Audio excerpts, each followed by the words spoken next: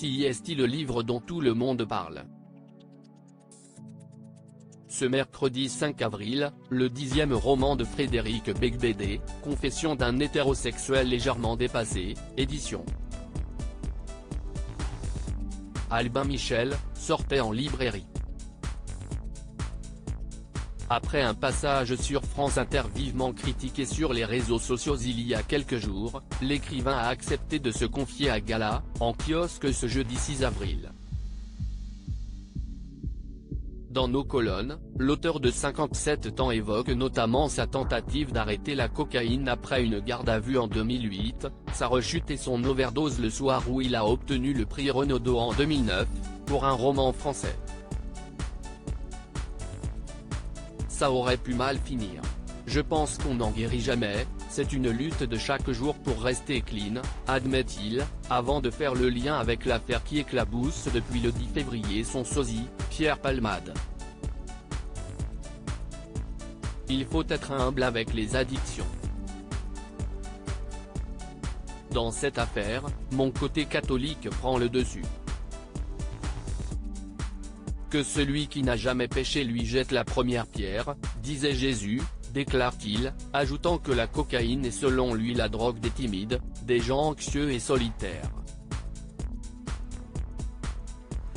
Elle donne une illusion de force alors qu'elle rend mégalo et insupportable.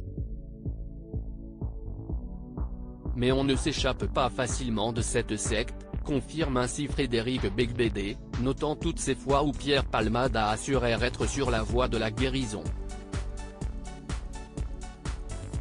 Supérieur à Pierre Palmade, François Cluzet, Benoît Magimel, les stars sans tabou sur leurs addictions. Frédéric Beigbeder sans filtre sur l'affaire Pierre Palmade. Invité de Sonia De Villers sur France Inter le 3 avril dernier, l'auteur de 99 France s'était également exprimé sur le cas de Pierre Palmade en répétant qu'une personne anciennement addicte n'était jamais vraiment sortie d'affaire.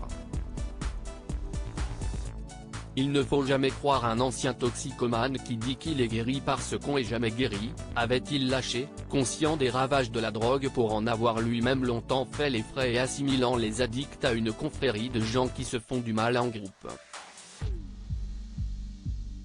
Au micro de la station pour lequel il était chroniqueur jusqu'en 2018, Frédéric Beigbeder avait avoué qu'il aurait pu être à la place de l'humoriste à une certaine époque, mais que ce qui est arrivé le soir du 10 février 2023 était plus lié à d'autres drogues nouvelles comme la 3-MMC.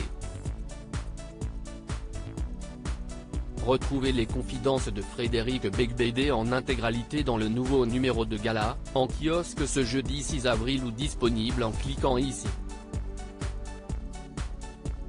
Vous pouvez aussi recevoir Gala chez vous chaque jeudi en profitant d'une offre d'abonnement sans engagement.